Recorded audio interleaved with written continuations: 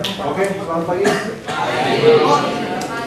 Jadi beberapa hal yang perlu saya sampaikan dulu. Jadi yang pertama, kita sekarang beranjak ke bagian selanjutnya.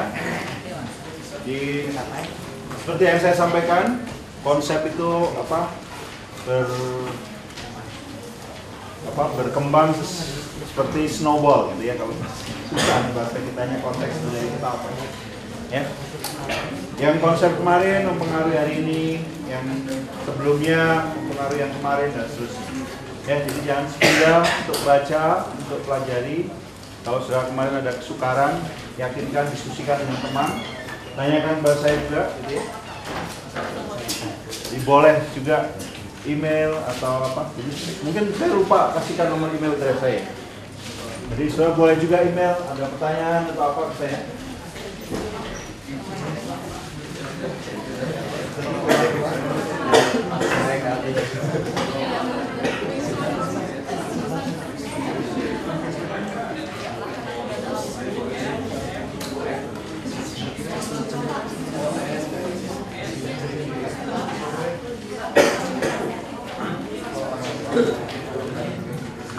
Jadi sudah boleh ya. Atau kalau ketemu di kampus, kalau ada pertanyaan juga boleh. Tapi kalau ketemu di mall ya jangan. Nggak enak sama pengunjung mall yang lain gitu. Oke, itu yang pertama. Kemudian yang kedua, untuk bagian kita ini dan selanjutnya dalam beberapa minggu ini, dalam beberapa pertemuan, kita akan diskusi struktur atom. Jadi saudara kalau punya buku edisi ke-6 dari Brady yang merupakan rujukan dari kuliah kita, itu ada di bab 3 dan bab 8 terutama ya. Bab 3 dan bab 8. Atau saudara punya buku yang lain, buku kimia dasar ya, biasanya mirip satu sama lain. Jadi saudara baca ada bab yang judulnya struktur atom, teori kuantum tentang atom, ya biasanya itulah. Kalau nggak struktur atom, teori kuantum tentang atom, atau struktur elektronik atom, itu mirip semuanya sih. Ya, jadi sudah baca itu. Oke, jadi kita mulai dengan melihat ini ya. Jadi kalau satu teori atom yang biasanya sering disebut mengawali dari teori modern adalah teori Dalton. Ya. Si Dalton adalah guru kimia SMA sebetulnya. Ya. Jadi guru kimia SMA, tapi dia juga punya minat yang banyak tentang meteorologi juga. Ya. Jadi dia tiap hari catat tuh suhu di London itu berapa, kelembabannya berapa, datanya tiap hari ada, gitu ya. Menarik juga untuk mencatat. Sebetulnya Dalton itu buta warna, jadi sering buta warna itu disebut Daltonian. Jadi kalau kita belajar kimia di ITB itu syaratnya tidak boleh buta warna, padahal Dalton buta warna. Oke, ya, jadi ini.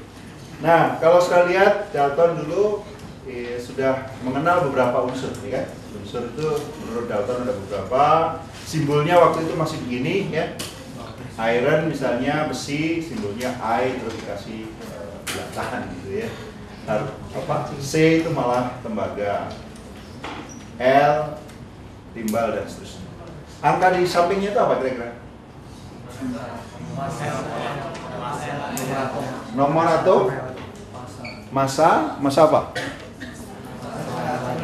Massa atom ya. Jadi massa ya, mungkin dekat kita massa. Ya, jadi akan kita lihat bahwa itu massa. Dan nanti akan kita lihat bahwa memang teori Dalton itu ciri dari atom. Waktu itu nomor atom belum dikenal, ya kan? Nomor atom kan orang setelah kenal jumlah elektron, kemudian proton dan sebagainya. Ya. Waktu Dalton kan belum ada itu. Orang menemukan elektron. Thomson kan belakangan setelah Dalton. Ya, jadi itu nomor atom. Massa atom nanti. Terus ada yang lain lagi yang kita bisa lihat di situ. Ya beberapa memang sudah benar unsur ya.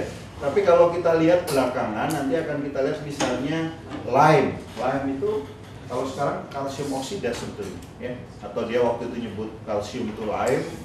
Nah, bisa jadi gitu ya istilahnya. Ada istilah lain lagi, azot misalnya ya. Azot apa? Kalau sekarang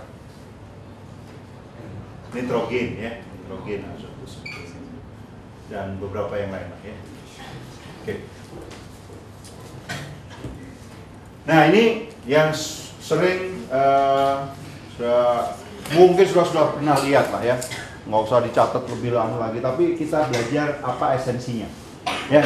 Jadi backgroundnya Dalton itu bedanya dengan Aristoteles atau Demokritus yang awal-awal peradaban yang Yunani itu apa? Kalau Dalton ini memberikan teori atomnya itu berdasarkan data eksperimen, ya kan? Pada waktu itu kan hukum kekekalan massa, Lavoisier sudah ada, ya kan? Sudah dikenal. Ada hukum perbandingan tetap, Proust itu yang kemarin kita merupakan salah satu ciri dari senyawa. Senyawa itu komposisinya tetap, jadi perbandingan massa unsur-unsurnya tetap. Ya. Nah, berdasarkan itu semua, Dalton itu berteori. Oh, atom atau materi itu terdiri atas partikel yang sangat kecil yang tidak bisa dibagi lagi, yang namanya atom. Ya. Kata atom sendiri sudah diambil dari Yunani sekian abad sebelumnya, ya. Gitu, ya. Nah, kemudian yang kedua, nah ini yang baru. Ini jadi yang pertama itu sebenarnya tidak beda dengan Yunani, Aristoteles, Demokritus itu, ya. Walaupun sekarang ada dasar eksperimen. Pada waktu Aristoteles kan enggak ya, mikir aja orang, nggak ada data eksperimennya juga apa-apa. Tapi sekarang ini ada datanya.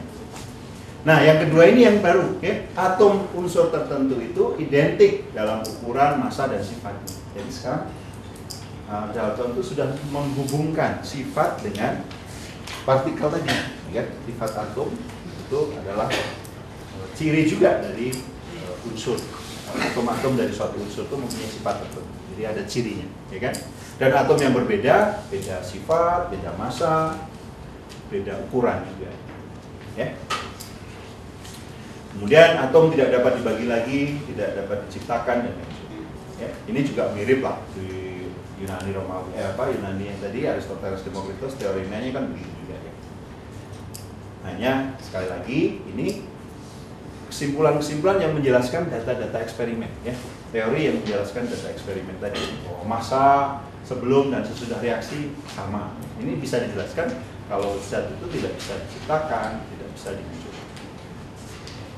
Walaupun nanti akan kita lihat juga ya perkembangan berikutnya, atom ternyata ada bagian-bagian penyusunnya lagi kan, ya. Jadi ya teori Dalton pada waktu itu benar, tapi dengan data-data eksperimen lanjutan kita akan lihat bahwa tidak semuanya benar. Demikian juga yang kedua itu kan, yang kedua, apakah setiap atom dari setiap unsur itu sama persis? Masanya kan ada yang isotop gitu ya, ada isotop yang berbeda massa. Jadi nomor 2 juga tidak semua benar sekarang kita tahu, ya. Kemudian atom unsur yang berbeda dengan perbandingan sederhana membentuk senyawa kimia, senyawa gitu ya. Kemudian dalam reaksi kimia atom digabungkan yang bisa bersatu. Ya, jadi sudah kenal ini semua ya. Jadi intinya teori Dalton itu menganggap atau model atom Dalton biasanya dilambangkan dengan apa? Ya, bola pejal saja, ya.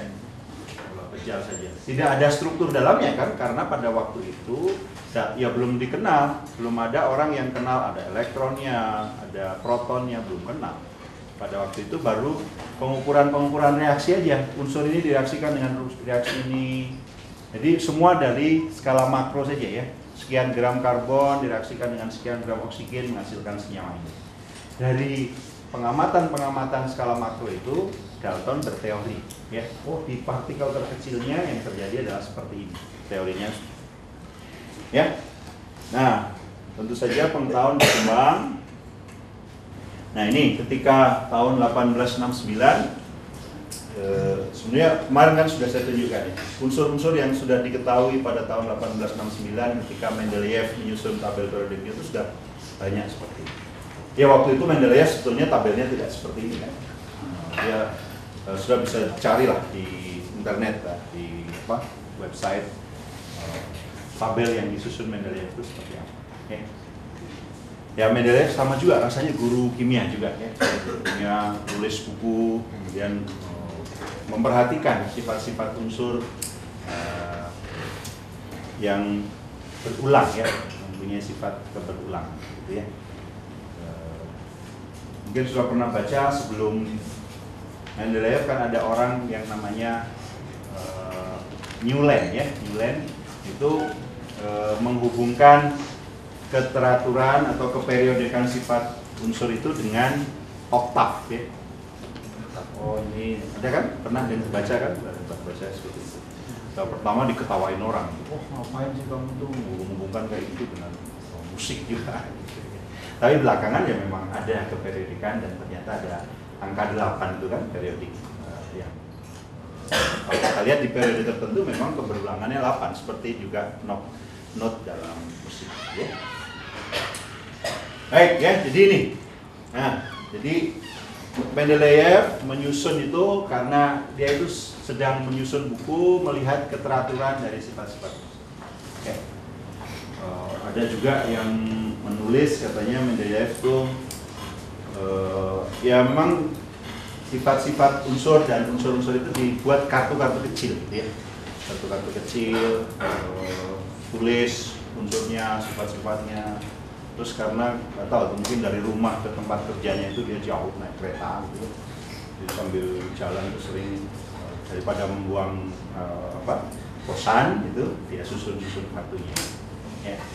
Nah, terus ya karena mungkin sering mikir, sering mencoba-coba dia akhirnya ketemu tabel periodik yang susunan ya. Nah, disebut juga dia senang main soliter itu kan nyusun-nyusun itu. Kebetulan saya juga suka soliter. Jadi kan mungkin karena pengaruh soliter juga ada pola tertentu yang dia mau susun itu. Nah, jadi dia dapat inspirasi. Tapi yang menarik juga adalah ini yang lebih modern dari tabel-tabel sebelumnya ya, bahwa Mendeleev itu meramal beberapa unsur. Ya. Oh, karena ada beberapa tempat yang kosong, yaitu meramalkan. Oh, di antara kalsium dan titanium itu pasti ada unsur baru. Waktu itu belum ditemukan. Ya. Mendeleev meramalkan. Namanya yang Eka boron, karena dekat boron. Sebetulnya karena di tabel dia itu skandium itu Sc itu dekat boron. Ya, maka dia sebut boron. Dan seterusnya. Ada yang Eka aluminium yang belakangan ditemukan ternyata enggak. Ya, gitu. Jadi kekuatan dari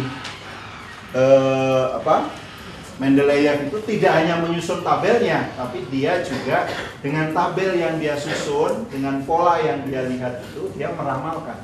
Oh, akan ada unsur-unsur yang belum ditemukan saat ini, tapi pasti kalau ditemukan gitu. Tidak hanya meramalkan keberadaannya, tapi juga sifat-sifatnya. Ya. Nah, ini salah satu contoh. Ya, jadi ini misalnya Eka aluminium tadi. Ya, prediksi Mendeleev itu yang di baris kedua itu, di kolom kedua itu. Dan setelah ditemukan, misalnya massa atomnya setelah ditemukan itu di baris di kolom ketiga ini. Ya, nah sudah lihat tuh, prediksi Mendeleev itu sangat dekat, ya kan? Itu betapa hebatnya gitu ya. Jadi oleh karena itu ya dihargailah Mendeleev itu sebagai penemu tabel periodik. Ya. Rumus molekulnya, densitasnya sangat dekat, prediksi-prediksi. Dari mana itu dia memprediksi itu? Dari pola dia itu dalam tabel periodik itu. Ada pola tertentu itu dia sering plot, dibuat grafiknya dan sebagainya. Terus dia bisa prediksi sifat-sifat. Nah itu ya. Jadi ini adalah ya itu tadi. Kenapa disebut periodik? Karena ada sifat-sifat yang berulang ya. Kalau sudah pernah lihat misalnya sifat apa? Energi ionisasi mungkin nanti ya kalau kita belajar. Waktu Mendeleev belajar ya belum pernah. Tapi nanti kalau kita belajar, misalnya energi ionisasi itu kalau golongan 1 begini, golongan 2 begini, 3 turun dikit, 4 naik, 5, 6 terusnya turun dikit, 7 begini, 8 begini. Kemudian nanti periode berikutnya akan terjadi pengulangan yang ini turun lagi, tapi jadi akan ada pengulangan. Jadi sifatnya periodik atau berulang. Densitas itu juga begitu, ada pola tertentu dari unsur-unsur itu kalau disusun densitasnya, ya. Nah, kenapa tabel periodik itu penting? Ya, karena ya banyak fakta kimia itu sebetulnya terangkum dalam tabel kecil itu, ya. Jadi pembimbing saya waktu sekolah itu, kamu itu harusnya di Ethernet tempat tidur kamu itu taruh kabel yang besar. Jadi kalau mimpi atau apa itu memang besok mau mensintesis apa atau mau membuat senyawa apa itu lihat itu semua di situ. Karena semua terangkum di situ. Ya, jadi betapa pentingnya. Dan nanti akan kita lihat bahwa teori modern struktur atom itu juga terkait, ya kan? Oh, baris 1 itu sesuai dengan pengisian orbital S. Baris 2 orbital S dan orbital P, ya. Itu bukan main itu. Tadinya itu ditemukan dari fakta apa? Disusun berdasarkan kemiripan sifat, belakangan itu terkait dengan sesuatu yang sangat fundamental, kan? Sifat-sifat atau struktur atom dalam skala atomik, ya. Jadi itu penting sekali. Nah, dari contoh pekerjaan Mendeleev itu juga kita lihat prinsip kimia modern, ya. Prinsip kimia modern atau prinsip bekerjanya kimiawan itu. Yang pertama lihat pola, ya. Ada keteraturan, ada sesuatu yang berulang, ya. Nah, kemudian setelah itu jangan berhenti sampai di situ.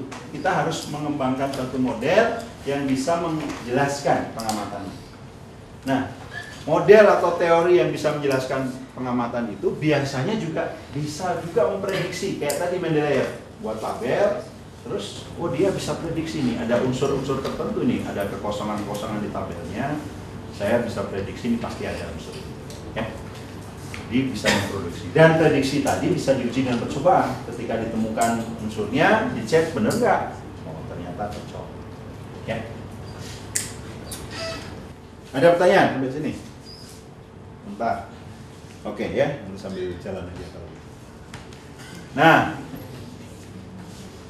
ini kalau dilihat, ya. Jadi sekarang kita akan belajar sebetulnya teori kita sebetulnya akan belajar atau melihat ya sekarang itu struktur atom atau pandangan modern tentang struktur atom itu apa. Tapi ya bagus juga kita lihat sebetulnya kalau dilihat dari sejarah itu seperti apa sih perkembangan pengetahuan kita. Ya, jadi saya katakan tadi Demokritus dan sebagainya dari kebudayaan Yunani Romawi itu tahun 500 sebelum Masehi sudah menyusun model, ya. Walaupun itu tadi sekali lagi hanya berdasarkan pikiran-pikiran mereka, nggak ada data eksperimen apa. Dalton kan ya. Nah, ini tadi kita lihat milestone berikutnya yang penting, Mendeleev menyusun tabel-tabel.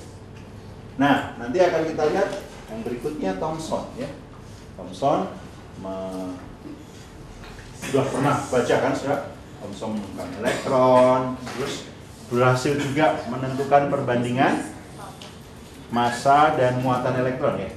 Dan muatan elektron dia berhasil melakukan percobaan itu. Kemudian ada milikan, percobaan milikan dengan tetes minyak. Sudah pernah baca kan? Nah, nanti mungkin baik juga untuk sudah review lagi, ya. Tetes minyak berhasil menentukan, oh ada muatan atau satuan, ya, kayak satuan massa atom. Jadi muatan juga ada satuan terkecilnya, ada skala atau unit terkecil dari muatan listrik itu, yaitu muatan elektron, ya kan? Percobaan milikan itu berhasil. Nah, berikutnya ada Niels Bohr yang menyusun model atom, dan nanti berikutnya ada Rutherford, ya. Dan yang terakhir tentu saja model kuantum atau sering disebut persamaan Schrödinger atom, ya. Nah, ini kalau dirangkum model atom itu perkembangannya. Jadi Dalton tadi bola pejat, ya. Thomson, jadi backgroundnya ketika Thomson menyusun model atom itu, Thomson waktu itu dia sendiri yang menemukan elektron, kan? Dia dengan mahasiswanya lah pasti sebetulnya, ya.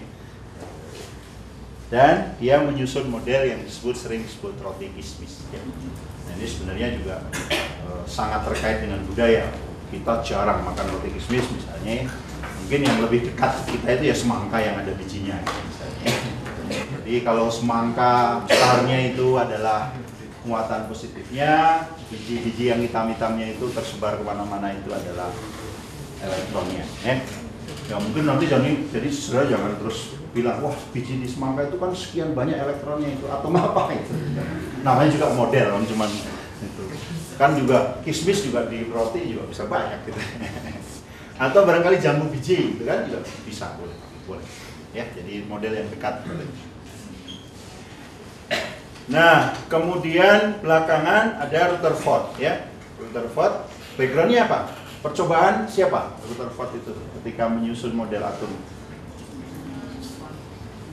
Ya, percobaan dia dan mahasiswanya ya. Rutherford, terus ada kalau sudah dibaca di buku mungkin sering membaca Marsden ya. George dan Marsden rasanya ya. George dan Marsden itu mahasiswanya Rutherford yang melakukan percobaan apa? Penembakan partikel alfa pada lempeng emas itu kan. Ya. Kemudian dari percobaan dia itu Rutherford menyusun model bahwa muatan positifnya itu tidak tersebar merata seperti model Thomson itu kan. Kalau Thomson kan modelnya dia waktu itu dia belum ada percobaan Rutherford itu. Jadi dia menganggap muatan positif tersebar merata, elektronnya juga tersebar merata. Gitu ya. Nah, tapi dengan percobaan Rutherford itu ternyata akhirnya muatan inti itu ternyata terpusat di inti atom saja. Ya.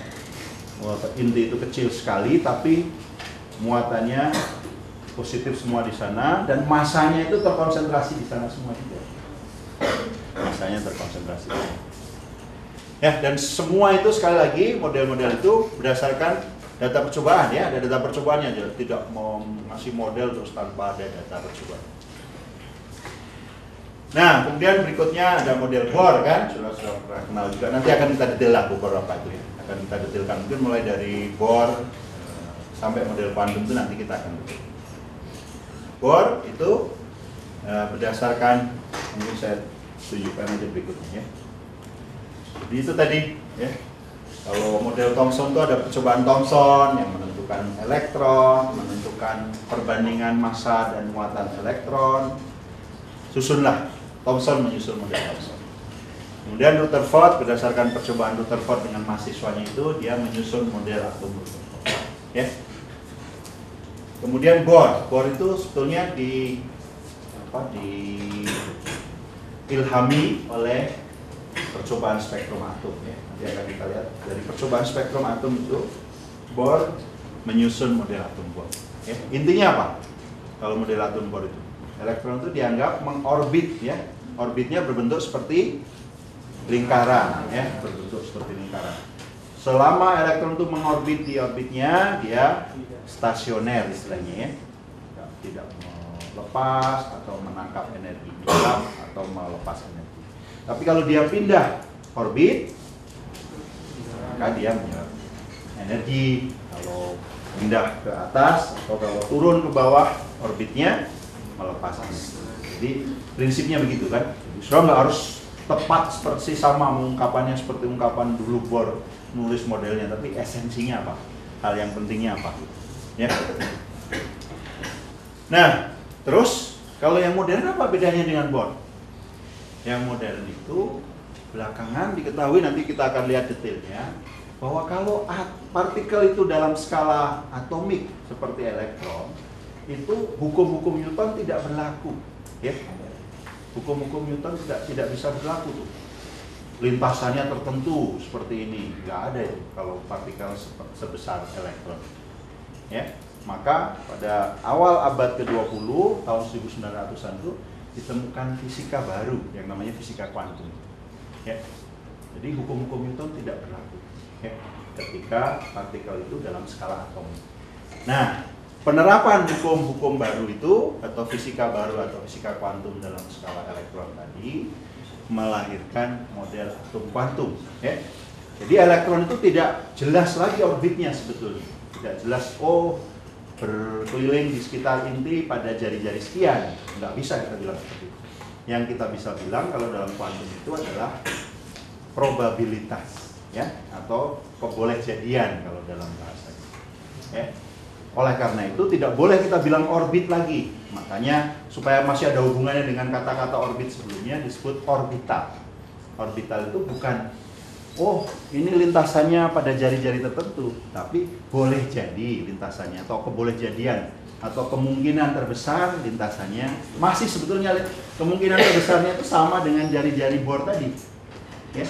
tapi tidak eksak di situ, tidak persis di jari-jari bor itu lintasannya. Kebolehjadian terbesar di situ. Kadang-kadang lebih kecil, kadang-kadang lebih besar. Tapi kemungkinan paling besarnya tetap sebetulnya sama dengan lintasan. Ya. Nah, itulah sebetulnya secara ringkas ya. Jadi kalau kita sekarang model atau modern itu, orbital dan sebagainya itu adalah kebolehjadian kita menemukan elektron. Daerah di mana kita kemungkinan terbesar. Ya. Nah, percobaan yang mendasari itu macam-macam ya. Ada teori Planck, sudah pernah dengar juga sekilas sedikit banyak gitu ya. Dan radiasi benda hitam, percobaan radiasi benda hitam ya. Kemudian ada hipotesis de Broglie ya, yang kemudian terbukti juga ya. Dan ada percobaan fotolistrik. Ada yang lain-lain lagi, tapi ini barangkali yang signifikan yang sangat terkait dengan itu semua. Ya. Nah, ini ada beberapa yang baik untuk saudara review ya. Dan mungkin belajar dari kemarin kerja di grup itu baik juga ya. Jadi nggak harus saudara semua nanti bisa hasil kerjanya di share di kelas ya. Jadi saya akan tugaskan saudara itu ada beberapa note gitu kan, cobaan Thomson, cobaan Millikan. Silakan dibagi aja nanti ya. Itu dari cobaan itu nanti kita review. Saudara baca dari buku-buku, dari sumber-sumber lain, kemudian summary-kan mungkin bisa ditampilkan di kelas setiap kelompok 3-5 ya. Jadi nanti kita mereview bareng-bareng, tapi nggak semua harus mereview sendiri, nanti dengerin aja dari grup lain ya. Mungkin sudah punya tugas satu setiap kelompok. Sebagai contoh ini misalnya ya, sebagai contoh ini misalnya, jadi sudah bisa tampilkan seperti ini. Oh, percobaan Rutherford. Bagaimana sih setup percobaannya? Setup percobaannya ada sumber radioaktif yang memancarkan partikel alfa, ya. Kemudian partikel alfa itu ditembakkan ke lempeng tipis emas, ya. Lempeng tipis emas. Hasilnya apa? Oh, sebagian besar dari partikel alfa, ini seperti skema ini kan, sebagian besar kalau ada sekian banyak partikel alfa jatuh ke lempeng emas tadi, sebagian besar garisnya apa? Lurus saja, ya kan? Sebagian besar partikel alfa itu diteruskan, hampir tidak dibelokkan sama sekali, ya. Kemudian ada sedikit yang dibelokkan, ini kan sedikit kan, lebih sedikit daripada yang tadi diteruskan sama sekali. Ada yang sedikit dibelokkan dengan sudut kecil, tapi ada juga, ya, walaupun sangat sedikit, yang seperti dibalikkan, gitu ya. Ini kan tadinya begini, terus partikel alfanya itu balik, ya, seperti dipantulkan balik lagi. Gitu ya. Sebetulnya katanya di dalam publikasinya itu, ketika Rutherford mempublikasikan hasilnya di jurnal, ya, biasanya orang kalau menulis eksperimen terus publikasikan di jurnal, ya, untuk tahu siapa yang melakukan eksperimen dan seterusnya. Itu katanya dia pakai bahasa puitis, ya, seperti percobaan saya itu seperti saya menembak selembar kertas tisu dengan peluru, terus peluru itu balik ke saya. Bahasa puitisnya. Ya karena itu tadi, lempeng emasnya itu sangat tipis, ya kan? Dan lempeng emasnya sangat tipis dan berharap partikel alfa itu energinya sangat tinggi, kecepatannya besar, ya, energi sangat tinggi dan kecepatan besar kan sama ya. Tapi kok sebagai ada yang balik juga, ya. Nah itu, tadi itu makanya seperti sudah menembak kertas tisu dengan peluru, tapi sebagai ada peluru yang balik juga. Nah berdasarkan hasil-hasil itu tentu saja ada hasil kuantitatifnya ya, berapa persen partikel yang balik, berapa persen partikel yang dilurus gitu saja. Tapi akhirnya interpretasi data dari Rutherford itu, oh inti atom itu bermuatan positif, semua muatan positif di sana, masanya sangat besar, terpusat di inti. Dan ukuran inti itu sangat kecil ya. Misalnya kalau belajar, ukuran inti itu sekitar 10⁻⁻15 meter. Ini inti atom ukurannya ya, dari jari inti. Sedangkan jari-jari atom itu sekitar berapa biasanya? Dari jari atom biasanya berapa?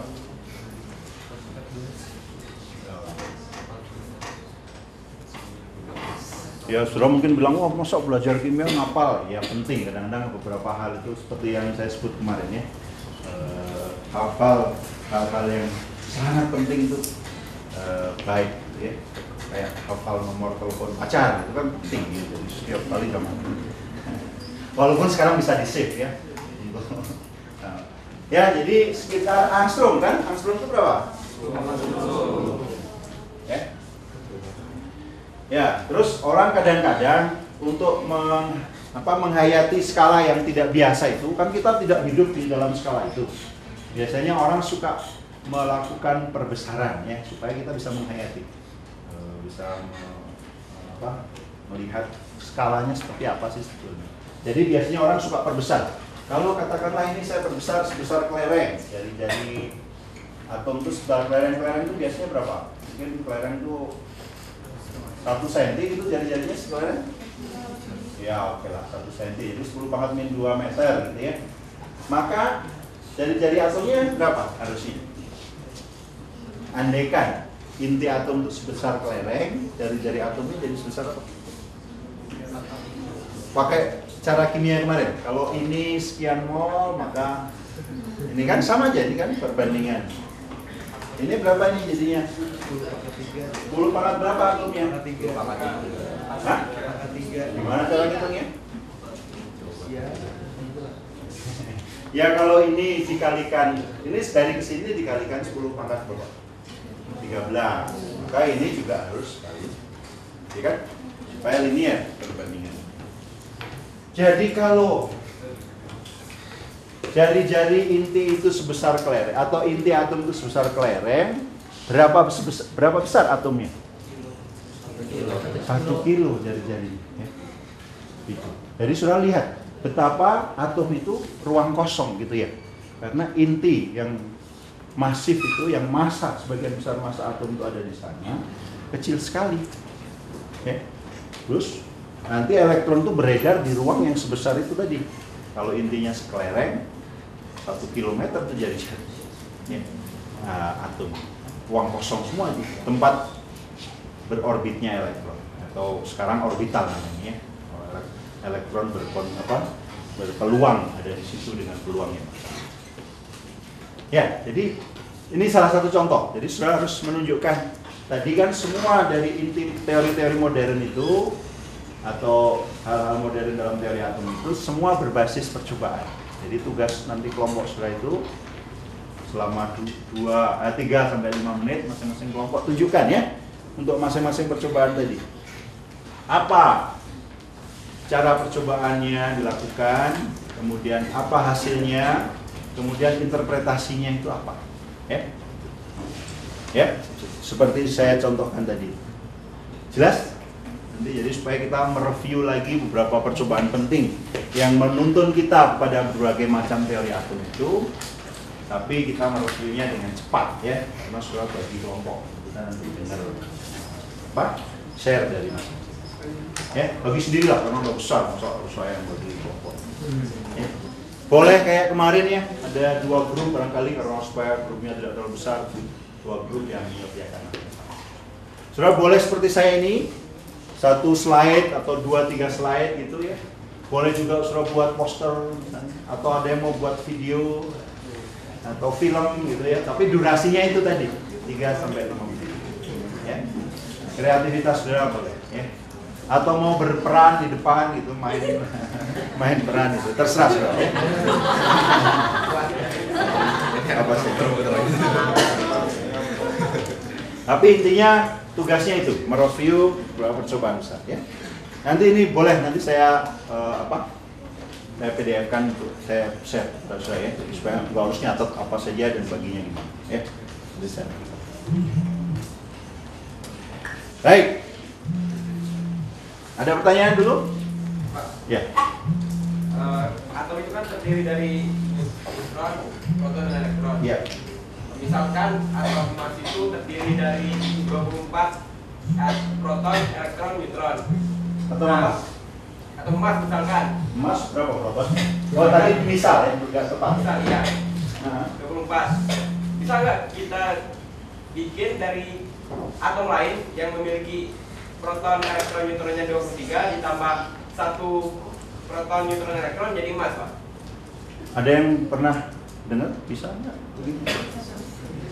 Dan itu mimpi kimiawan waktu kimia di Arab kan, kimia itu alkemis itu tujuannya mengubah logam apa saja menjadi emas. Itu mimpi. Bisa nggak sekarang itu? Iya, jadi bisa sekarang sebetulnya dengan radiokimia kan. Jadi kalau sudah mau mengubah, nah kesalahan dari alkemis zaman dulu itu mau mengubah atom menjadi atom lain dengan cara reaksi kimia. Kalau reaksi kimia itu kita tahu sekarang apa yang berubah sebetulnya? Konfigurasi elektron saja, bahkan elektron terluar saja, bukan elektron semua juga, hanya elektron terluar saja. Ya, yang nggak akan bisa kita merubah identitas atom, karena identitas atom itu sekarang jumlah proton, ya kan? Jumlah proton dalam ini. Kalau reaksi kimia yang kita ubah-ubah itu konfigurasi elektron dan biasanya hanya elektron terluar saja. Kalau mau mengubah identitas atom, mengubah jumlah proton, harus kita lakukan reaksi inti, karena protonnya itu ada di inti. Bisa sekarang, sudah boleh itu bisa. Cuman barangkali lebih mahal mengubah itu daripada dijual. Jadi, tapi secara ini bisa. Ya, kalau mau membuat unsur apa, kan orang sekarang tiap tahun juga bertambah kan unsur itu. Ada UU apa itu namanya?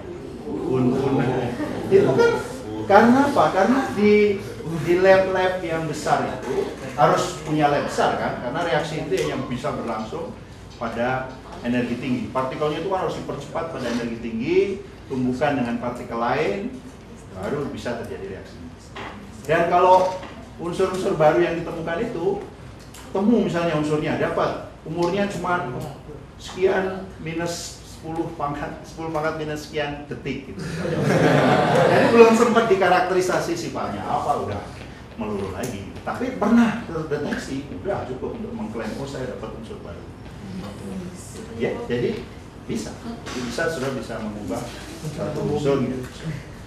Ya, jadi misalnya ya tapi itu harus dengan reaksi inti kan, nggak bisa dengan reaksi inti. Ya, mudah-mudahan jawab. Ada yang lain? Jadi bisa ya. Baik. Kalau tidak kita lanjutkan lagi dikit ya. Pernah dicoba nggak cuma bikin masih? Pernah dicoba nggak? Mungkin pernah ada yang coba. Ya. Banyak kok reaksi inti yang dilakukan orang itu. Iya bisa jadi kan emas juga kan ada yang radioaktif kan. Dari berbagai macam isotop emas itu ada isotop yang radioaktifnya. Mungkin yang hasil reaksi inti cenderung biasanya sih cenderung radioaktif. Hasil reaksi inti biasanya cenderung. Oke, nanti sambil jalan lagi ya. Baik, jadi ini sekarang yang akan kita review ini adalah kalau kita belajar struktur atom modern tadi ya. Jadi mungkin baik dari pertanyaan terus sekarang. Kita tahu kalau yang kimia itu bagi kimia yang paling penting penyusun atom itu proton, neutron yang tidak bermuatan, elektron. Itu sebetulnya. Sebetulnya sekarang kalau orang-orang yang belajar fisika partikel itu banyak lagi partikel atom. Ya, ada muon, ada apa, lepton dan sebagainya. Ya.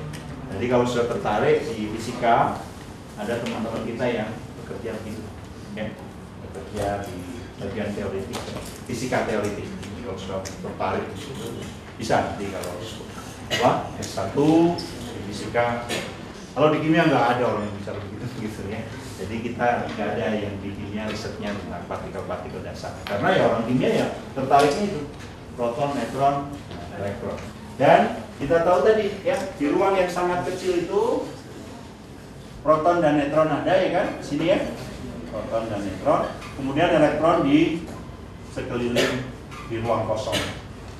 Elektron hampir tidak bermassa, berada di sekeliling. Ya. Nah, yang akan kita pelajari itu bagaimana pandangan modern tentang bagaimana elektron itu tersusun di ruang. Ya. Nah ini beberapa hal yang akan kita lihat sama-sama. Ya. Jadi petunjuk tentang struktur elektronik atom itu didapatkan dari studi tentang radiasi elektromagnetik dan nanti terutama sebetulnya spektrum atom. Ya, spektrum atom itu memberi petunjuk bagaimana elektron itu tersusun dalam atom. Terus kita akan lihat nanti elektron yang biasa dianggap partikel itu bisa bersifat sebagai gelombang. Ya, ada percobaan-percobaan yang menunjukkan elektron itu bersifat sebagai gelombang. Jadi kalau di fisika klasik kan gelombang ya gelombang, partikel ya partikel kan. Ya. Jadi gelombang ya gelombang, partikel ya partikel. Jadi kalau sudah nanti baca, kenapa sih sering disebut fisika Newton itu atau hukum-hukum Newton, fisika yang mengikuti hukum-hukum Newton itu disebut fisika klasik, ya? Ya karena sebetulnya kira-kira di abad ke-20 seperti saya cerita tadi, fisikawan itu sudah agak sombong sebetulnya. Hukum-hukum dasar dari alam ini semua sudah kita temukan, ya. Listrik, magnet sudah ditemukan waktu itu, ya. Hukum-hukum mekanika semua sudah selesai. Apalagi gelombang, hukum-hukum gelombang semua sudah selesai, ya. Jadi katanya tugas fisikawan generasi berikutnya, kata fisikawan abad 20 waktu itu, tinggal membuat teliti, membuat digitnya lebih panjang saja. Mereka mengukur dengan lebih teliti. Sudah nggak akan ada fisika atau hukum fisika dasar yang hukum dasar fisika, bukan hukum fisika dasar. Hukum-hukum dasar fisika yang akan ditemukan lagi katanya, ya. Nah, tapi pada saat yang sama juga di abad 20 itu seperti itu. Oh, ada efek fotolistrik yang nggak bisa itu kalau dijelaskan dengan hukum fisika klasik. Ada radiasi benda hitam yang kalau dengan fisika dasar, fisika klasik nggak bisa dijelaskan. Ya, nah itulah munculnya fisika kuantum yang sering disebut fisika modern. Ya. Jadi kayak aliran musik lah, ada klasik, terus ya, ya. Nanti kalau sudah belajar fisika selanjutnya akan kenal. Ya, jadi itu elektron yang tadinya dianggap sebagai partikel ternyata mempunyai sifat gelombang. Ya. Jadi dualisme istilahnya, ya, dualisme partikel. Nah, kemudian nanti akan kita lihat ada penemuan spin elektron, konfigurasi elektron dan seterusnya. Ya. Oke, kita mulai dari pertama. Jadi ini gelombang, gelombang sudah kenal kan? Ada panjang gelombang yang merupakan ciri dari gelombang itu. Kemudian ada gelombang itu punya amplitude tertentu, itu biasanya kan sudah kenal biasanya. Nah, kemudian kita kenal juga lah. Sekarang kita tahu spektrum dari gelombang elektromagnetik. Jadi sebetulnya gelombang radio, gelombang mikro, ada sinar tampak, ada sinar kosmik, itu semua gelombang, ya kan? Gelombang elektromagnetik. Bedanya apa? Ya bedanya panjang gelombangnya saja. Ya. Oh, kalau sinar kosmik itu lebih kecil dari pikometer. Kalau sinar X di sekitar angstrom. Apa? Cahaya tampak ini ya, cahaya tampak itu hanya sedikit sekali dibandingkan keseluruhan spektrum gelombang itu. Jadi ini kan yang mata kita sensitif kan di sini saja. Jadi mata kita tidak bisa melihat di daerah sini, tidak bisa membedakan lah, tidak bisa kelihatan. Di infrared juga ada. Di mata kita itu sensitif hanya di daerah sinar tampak. Ya. Nah, mungkin seperti biasa ya. Sebagai seorang yang terpelajar ya mungkin baik juga sudah ingat, oh gelombang tampak itu daerah sekian sampai sekian. Mungkin ya, penting untuk ingat. 400 nano sampai 700 nano. Ya mungkin kalau sekarang belum ya sering lihat, sering baca lagi itu jadi ingat lama-lama ya. Panjang gelombang sinar tampak itu daerah situ. Oh, jadi kalau ultraviolet pasti lebih kecil dari 400 nanometer panjang gelombang. Kalau inframerah pasti lebih besar dari 800 nanometer kan? Jadi ingat gitulah. Sinar X itu daerah 1 angstrom. Mungkin baik juga mengingat. Ya. Nah, jadi warna itu sebetulnya beda panjang gelombang sekian, ya. Jadi ada warna merah, kuning dan seterusnya itu gelombang elektromagnetik. Nah, jadi ini ada hubungan antara frekuensi dan panjang gelombang dengan kecepatan rambat cahaya. Ya. Jadi misalnya kalau ada radio dengan frekuensi sekian, sudah bisa hitung panjang gelombang radio yang dipancarkan oleh stasiun radio itu berapa. Ya. Nah, hubungannya itu aja, frekuensi kali panjang gelombang harus sama dengan cepat rambat gelombang. Nah, ini yang akan kita review ya. Jadi nanti saya akan review di tugas saya mungkin yang bagian kelompok ini akan melihat, oh ada percobaan pada waktu itu yang disebut dengan percobaan benda hitam, ya. Oh spektrum, kalau suatu benda, sebenarnya benda hitam itu nama konsep juga ya. Jadi ada suatu benda gitu dikasih lubang kecil, benda itu dipanaskan, ya. Benda itu ya semua supaya memancar dengan baik dan menyerap cahaya dengan baik, benda itu diwarnai hitam, ya. Dan ada lubang kecil, terus nanti pancaran yang keluar dari benda itu diukur spektrumnya. Nah, kalau diukur spektrumnya pada berbagai suhu, kan benda tadi dipanaskan, ya. Dapatlah spektrum seperti itu. Nah, ketika mau dijelaskan dengan teori gelombang, nggak seperti ini spektrum yang dihasilkan itu, ya. Oleh karena itu, Planck mengusulkan bahwa oh gelombang itu diserap menurut paket-paket energi, ya kan? Sudah pernah dengar atau baca pasti, ya. Tapi nanti tiap kelompok yang bertugas untuk itu menjelaskan, ya. Jadi gelombang itu tidak diserap seperti continuous, tapi paket energi, ada partikel-partikel energi misalnya.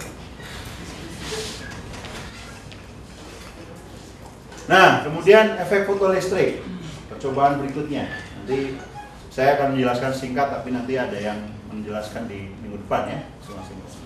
Fotolistrik itu istilahnya apa? Dari kata-kata foto dan listrik, ya. Jadi ada yang jatuh, ada sinar atau foton yang jatuh, kemudian menimbulkan aliran listrik. Jadi percobaannya itu mungkin gambar yang paling atas itu, ya. Dia ada radiasi jatuh kepada logam tertentu, kemudian sebetulnya dari permukaan logam itu elektron keluar, ya, dan menuju elektroda yang lain sehingga ada aliran listrik, ya. Mungkin kalau sudah pernah, oh ada pintu di mall, saya jalan gitu saja kok tiba-tiba bisa buka sendiri gitu. Nah, salah satu sensornya itu pasti berdasarkan listrik, kan. Ada apa? Foton yang jatuh misalnya ke dai kita yang nggak mungkin sudah nggak kerasa gitu, terus pantulkan balik, ya, sensornya jadi menimbulkan listrik yang kemudian buka, ya. Nah, menarik gitu. Jadi intinya secara singkat efek fotolistrik itu hasil percobaannya begini. Setiap logam tertentu itu punya frekuensi ambang tertentu. Frekuensi ambang itu maksudnya apa? Frekuensi ambang, di bawah nilai frekuensi ini tidak ada efek fotolistrik itu terjadi. Tapi kalau frekuensi ini dilewati, efek fotolistriknya terjadi, ya. Jadi walaupun kita jatuhkan energi dengan intensitas yang sangat tinggi, kalau frekuensinya itu tidak melewati ini, tidak akan terjadi efek fotolistrik, ya. Nah, itu nggak bisa dijelaskan dengan teori gelombang. Kalau teori gelombang itu, kalau gelombang itu walaupun frekuensinya kecil misalnya, tapi kalau intensitasnya tinggi, energinya tinggi itu. Jadi bisa memberikan energi yang lebih banyak itu harusnya kalau intensitas tinggi, ya. Nah, ini tidak terjadi kalau dengan efek fotolistrik, ya. Jadi harus ada nilai ambang tertentu baru bisa efek fotolistrik terjadi. Ya, jadi ini penjelasannya. Kalau ini, jadi ini seolah-olah, ya, kalau energi yang dibutuhkan untuk melepas elektron ini segini, misalnya, kalau energi sinar yang jatuh itu kurang dari itu, ya nggak akan bisa efek fotolistrik terjadi. Kalau pas segini, ya terjadilah efek fotolistrik, kan. Kalau energi sinar yang saya jatuhkan itu segini, terjadilah efek fotolistrik. Kalau energinya lebih, apa kelebihan energi itu? Kelebihan energi itu dipakai untuk energi kinetik dari elektron yang lepas, ya. Jadi tidak mungkin efek fotolistrik itu terjadi kalau energinya kurang dari energi ambang yang dibutuhkan, ya. Itu penjelasan yang diberikan sebetulnya oleh Einstein, ya. Jadi Einstein itu memberikan penjelasan efek fotolistrik dan dia dapat Nobelnya itu sebetulnya, ya. Jadi banyak orang menganggap Einstein dapat hadiah Nobel karena persamaan E sama dengan MC kuadrat. Bukan sebetulnya. Jadi kalau sudah lihat di website Nobel itu Nobel, hadiah Nobel untuk Einstein itu lebih karena menghargai dia menjelaskan efek fotolistrik, ya. Nah, ini waktu saya dan anak-anak saya ketemu Einstein. Tapi patungnya saja gitu. Sudah bisa kan? Ada biasanya apa namanya itu? Museum lilin ya, patung lilin. Jadi sudah bisa.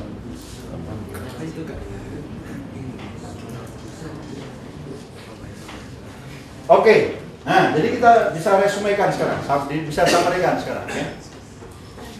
Dari percobaan dengan radiasi gelombang elektromagnetik, kalau Planck itu menunjukkan bahwa ketika sinar itu diabsorpsi oleh benda, maka absorpsinya itu berdasarkan paket-paket energi. Itu kalau Planck. Ya.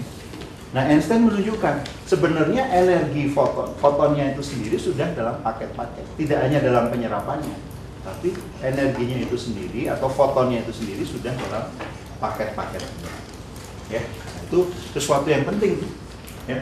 Ini yang kemudian salah satunya mendorong lahirnya fisika kuantum. Oke, jadi ini problem yang saya ambil salah satu dari buku saudara itu. Saya bagikan juga aja. Tapi ini prinsip dari kalau sudah masak dengan microwave ya, gambar. Ada yang bisa menjelaskan kalau sudah masak dengan microwave itu prinsip kerjanya adalah seperti yang dilihat di gambar ini. Pernah ada yang baca atau dengar? Gimana? Microwave itu bisa memasak makanan.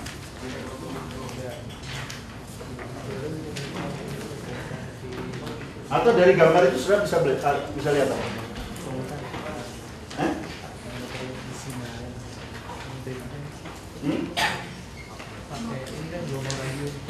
Gelombang radio, gelombang mikro, namanya juga microwave, gelombang mikro berarti ya.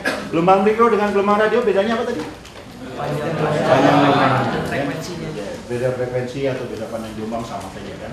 Frekuensi dan panjang gelombang ada hal yang. Terus gimana caranya? Kok dengan gelombang makanan tiba-tiba bisa masak? Menggetarkan partikel sehingga terjadi panas. Kalau lihat gambar yang atas nih, Gelombangnya menggetarkan partikel. menggetarkan partikel. Lebih spesifik partikel apa di makanan itu? Partikel elektron. Jadi biasanya yang mudah digerakkan di makanan itu biasanya airnya, ya. Air di kan makanan biasanya kandungan airnya ada. Ya. Oh itu digetarkan besar sekali, vibrasinya besar, jadi airnya itu nanti berenergi besar, ya kemudian bisa memanaskan sekitarnya. Ya. Kan kalau bergetar itu energinya semakin besar, kan? Getarannya semakin besar, energinya semakin besar. Jadi itu intinya memasak dengan microwave. Jadi sudah nggak harus perlu panasnya itu konveksi atau apa radiasi, tapi itu yang terjadi ya, getaran. Nah tadi sudah kita lihat bahwa kalau kita sekarang ini tahu, apalagi dari sebenarnya dari Einstein dan Planck tadi, jangan kita tahu gelombang elektromagnetik pun itu sudah dalam wujud paket-paket ya. Tidak hanya proses penyerapannya, tapi ketika dipancarkan pun gelombang itu sudah dalam bentuk paket-paket energi kan. Berapa besar paket energi itu? Satu paketnya. Kalau ada gelombang elektromagnetik dengan frekuensi nu, berapa besar paket energinya? Satu paket, satu buah, satu kuantum. Kadang-kadang disebut kuanta, satu buah atau satu paket. Berapa besar energinya? Ya kan? Jadi satu paket energi, satu satuan terkecil dari energi yang dipancarkan, ya tergantung frekuensinya berapa. Itu adalah sebesar tetapan Planck kali frekuensi. Ya. Ya, jadi satu foton, kalau di kasus ini satu fotonnya itu energinya berapa? Ya tergantung di panjang gelombangnya 3 mm. Berarti frekuensinya berapa? C per lambda, oke. Jadi kalau saya punya gelombang elektromagnetik dengan panjang gelombang 3 mm, betul?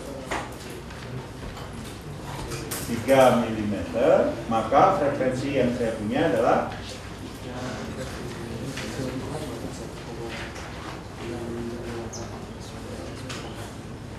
Ya, di 3 gampangnya 10 pangkat 8 meter per detik dibagi berapa ini dapatnya?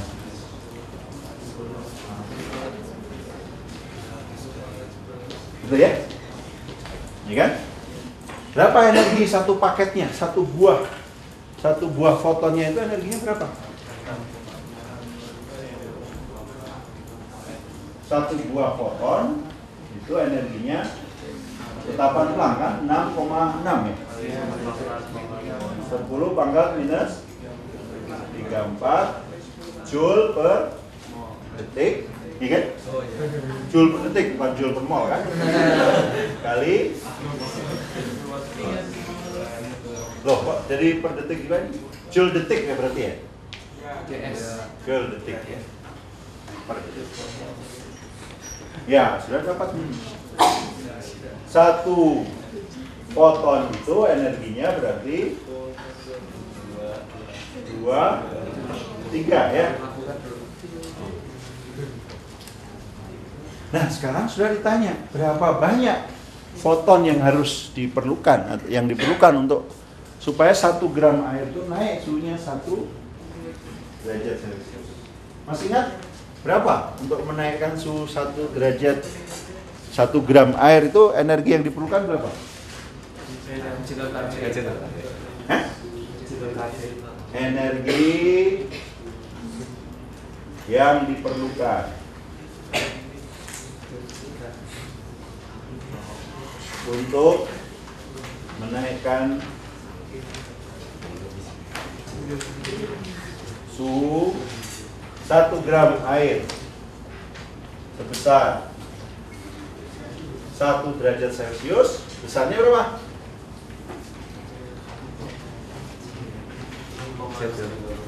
Hah? Masa lupa? 1 kalori bisa menaikkan suhu air berapa banyak?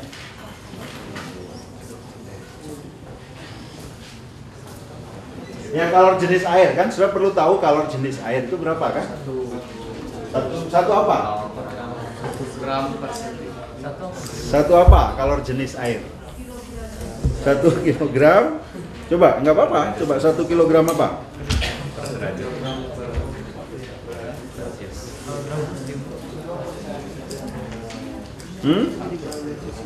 antara 1 per 1000. Satu apa?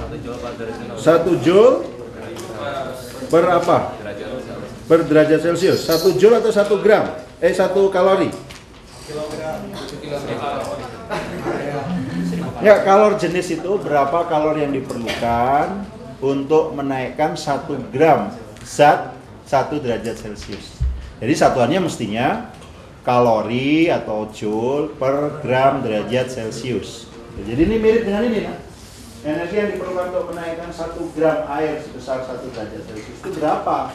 Kalau ini ternyata 1 kalori, berarti kalor jenis air ya 1 kalori per gram derajat Celcius gitu. Betul? 1 gitu? Kalor jenis air itu?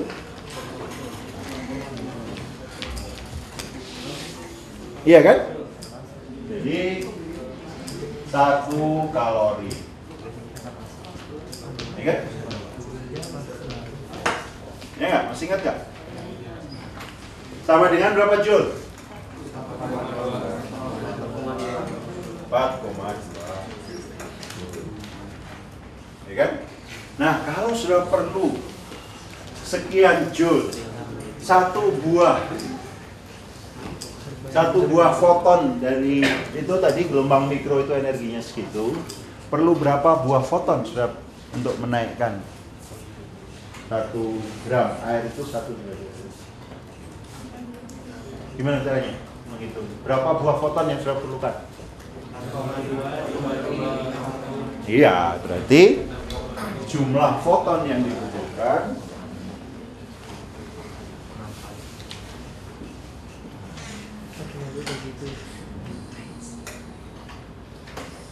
akan 4,2 joule dibagi 6,63 10 pangkat minus 23 Joule per foton kan? Setiap satu foton saya punya segitu kan tadi? Ya, ini satu foton, energi per satu foton. Ya, nah dapatlah sekian banyak foton, mungkin sekian 1 mol kurang ya? Kurang dari 1 mol kan? 4,2 dibagi 6,6 tidak ya? 6 6, berapa? 3,334 ya? 10 pangkat 22?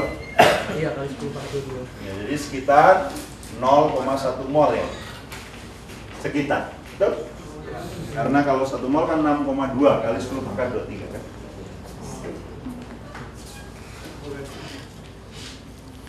Ya, jadi banyak, ya kan? Karena satu buah fotonnya itu energinya kecil sekali kan, 6,63 10 pangkat 23. Jadi bisa saya coba problem sembarang 875 misalnya ya. Ya, diskusikan dengan teman saudara dulu 3 problem itu. Nanti sisanya saudara boleh di rumah. Itu 75, 83, 80.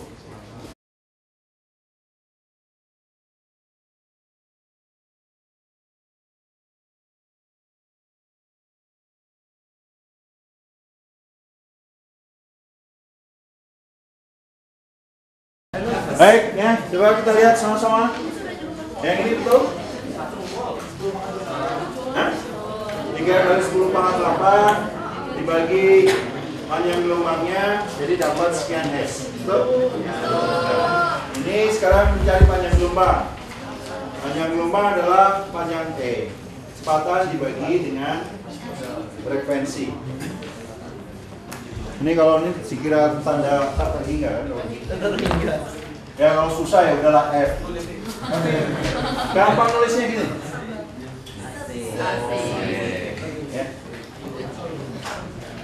Ya, jadi 3 kali 10 pangkat 8 meter per detik dikali dibagi sekian S dapat sekian. Nah biasanya memang ya sampai di sini juga tidak masalah. Tapi kalau sudah mau tulis ini sekian nanometer ya 589. Di daerah mana ini? Di daerah mana ini 589 nanometer? Sinar tampak kan? Barusan juga disebutkan di situ. Yellow ya. Jadi yang benar kan daerah sinar tampak di daerah 400 sampai 800. Ya. Jadi kalau sudah dapat sinar tampak terus panjang gelombangnya 100 nano, pasti ada yang salah itu. Sinar tampak biasanya soal kita ya soal yang benar real, bukan soal imajiner. Soalnya itu real data. Oke, dan yang 83. Satu foton energinya sekian joule, ya kan? Kalau sudah memiliki 1 mol foton berarti ya sekian joule tadi kali 1 mol itu berapa partikel kan? Atau berapa foton, ya kan? Ini joule per foton kali sekian foton. Ya, betul. Hah? Yang mananya? Oh ini pangkatnya. Joule jadi sekitar 1600 joule. Oh. Ya. Betul 1600? 16.000? Ya udah tulis yang atasnya ya. Atau kalau mau 159 kilo. Ya. Baik, yang selanjutnya ini adalah model atom bor ya. Inspirasinya atau ilhamnya itu dari spektrum atom ya, dari spektrum atom. Spektrum atom itu apa? Spektrum atom itu adalah biasanya begini. Ya, gas sebenarnya nggak harus gas ya, tapi kebanyakan gas diberi energi tinggi, dia itu akan memancarkan sinar ya, seperti zaman dulu itu apa? Lampu, bola lampu sekarang. Nah, sinar itu kalau diteruskan kemudian dilewatkan prisma, maka kemudian ada garis-garis ya, garis-garis di latar belakang hitam. Ya. Nah itu yang disebut dengan spektrum atom. Kalau atomnya berbeda atau unsurnya yang berbeda yang dimasukkan dalam tabung discharge ini, ya, kalau tabung discharge-nya diisi dengan gas yang berbeda, garisnya itu ternyata beda-beda. Ya, garisnya ternyata beda-beda. Nah, ini dia. Misalnya kalau diisi hidrogen, oh ternyata di daerah sinar tampak diamati garis-garis pada panjang gelombang segini. Ya. Kemudian di daerah ultraviolet juga ternyata ada kalau gas hidrogen. Ya. Di daerah sinar inframerah juga ada garis-garis. Ya. Kemudian dari hasil-hasil atau angka-angka itu ada orang matematik sebetulnya. Ya. Ada orang matematik namanya Balmer mencoba menghubung-hubungkan garis itu panjang gelombang itu dengan angka-angka itu aja. Dari keteraturan angka dia buat persamaan ya. Oh, bisa dihubungkan satu garis dengan garis yang lain itu panjang gelombangnya dengan persamaan tunggal seperti ini. Seper lambda sama dengan suatu tetapan dibagi seper n1 minus seper n2. N-nya bilangan bulat, R-nya tetapan ya. Jadi awalnya orang matematik saja, main-main angka, hubung-hubungkan ya. Nah sebetulnya yang mengamati tadi itu, yang mengamati di daerah sinar tampak ada orang namanya Liman, maka disebut daerah ini. Di daerah mana itu tadi? Di daerah Balmer ya, sinar tampaknya. Liman di daerah sinar apa ini? Ultraviolet, dan Paschen di daerah inframerah. Ya. Nama orang saja itu yang mengamati. Tapi yang menyarankan persamaan ini itu Balmer, orang matematik. Nah, berdasarkan itu semua, kemudian Bohr mencoba membuat gambaran. Oh, elektron itu kalau orbitnya tertentu punya energi tertentu. Ya. Kalau dia pindah orbit dari orbit atas ke orbit bawah, dia memancarkan energi. Ya. Nah, terus tergantung selisih energinya. Kalau selisih energinya besar, energi yang dipancarkan besar. Berarti panjang gelombangnya kecil. Di daerah mana misalnya ini? Kalau kecil panjang gelombangnya, mungkin di daerah sinar ultraviolet.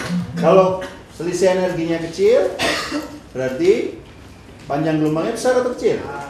Besar. Lihat nih skemanya ini. Panjang gelombangnya kan kecil kalau energinya besar. Kalau selisih energinya kecil, panjang gelombangnya besar. Kan energi berbanding terbalik dengan panjang gelombang kan? Ya, jadi itu Bohr mengambil ilham dari situ. Nah, dari panjang gelombang yang diamati itu Bohr membuat model. Akhirnya energi elektron itu susunannya kayak gini kira-kira ya. Yang mungkin sudah pernah lihat. Energi tingkat N itu berbanding dengan seper N kuadrat ya. Energi tingkat N itu berbanding dengan seper. Bahkan sekarang dibuat itu pakai perjanjian. Energi elektron itu pakai perjanjian. Kalau antara inti dengan elektron itu tidak ada tarik menarik sama sekali, kapan itu? Antara inti dengan elektron tidak tarik menarik, sudah lepas atau jaraknya jauh terhingga gitu ya. Itu energinya nol. Pakai perjanjian gitu. Nah, kalau terjadi tarik menarik, jadi energinya lebih rendah, maka jadi terpaksa energinya negatif. Ya.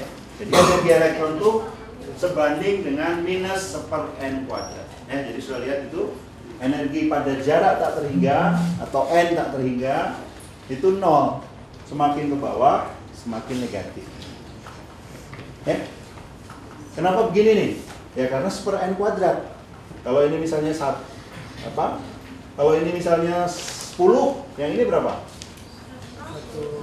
Atau minus 10 ini. Ini minus 10 berarti minus 10 per 4 kan ini?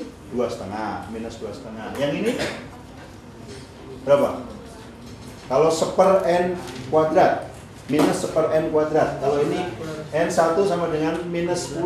Ini minus 2,5 kan? Berarti minus 10 bagi 4. Yang ini 10 per 9. Sudah berapa itu? Minus 1, iya. Sudah. Jadi semakin ini semakin dekat jaraknya kan? Oke. Jadi kita bisa mengerti Kalau tadi ya, mungkin ada gambar yang lebih baik. Ya ini tadi, ini selisih energinya besar, sehingga jatuh di daerah UV, ultraviolet. Ini selisih energinya jatuh di daerah sinar tampak, ya kan? Kalau jatuh ke N sama dengan 2, di atom hidrogen ini. Ya, kalau N sama dengan 3 sudah jatuh di daerah inframerah. Ya, itu dari situ sebetulnya. Ya, kita sama aja.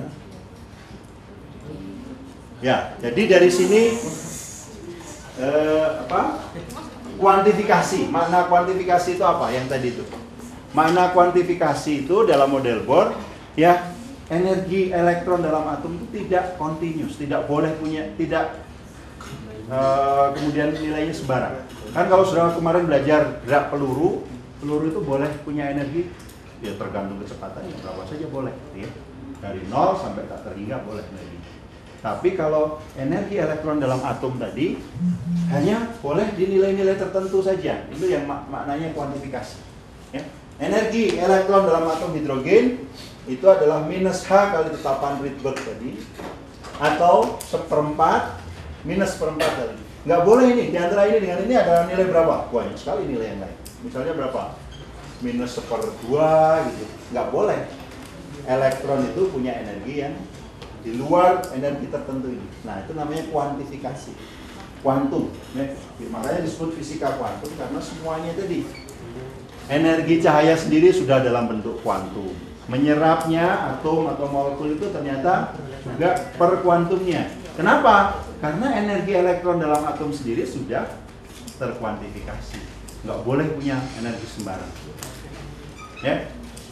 Jadi kayak sudah boleh juga itu pasang kuantum-kuantum tertentu, ya, syarat-syarat tertentu untuk calon misalnya. Kalau ini nggak memenuhi ya jangan diterima.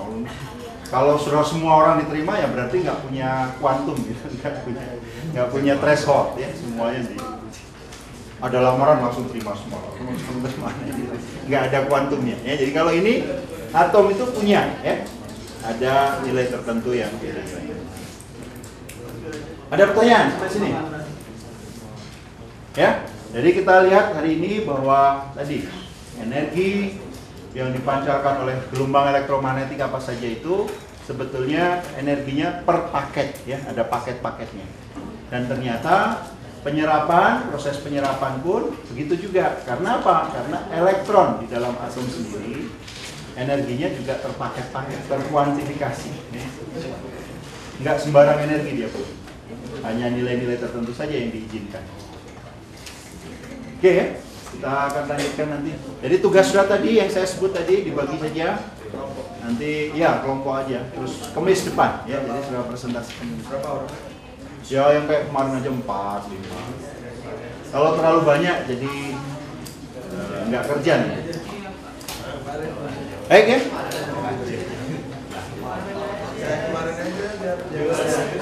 Sampai ketemu nanti.